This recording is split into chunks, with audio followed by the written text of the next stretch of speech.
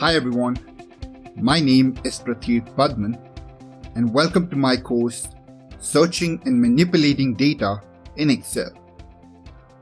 Currently, I'm a freelance data scientist.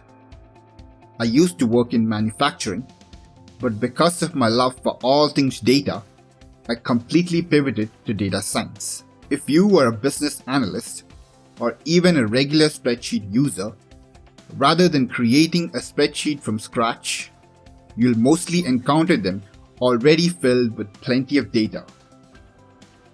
It then becomes imperative that you understand how to search and manipulate data within these.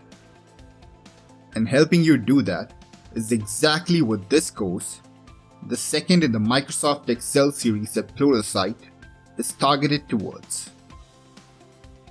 Some of the major topics that we'll cover include working with data tools in Excel such as data validation and what-if analysis, navigating worksheets and workbooks, and entering and manipulating data in Excel.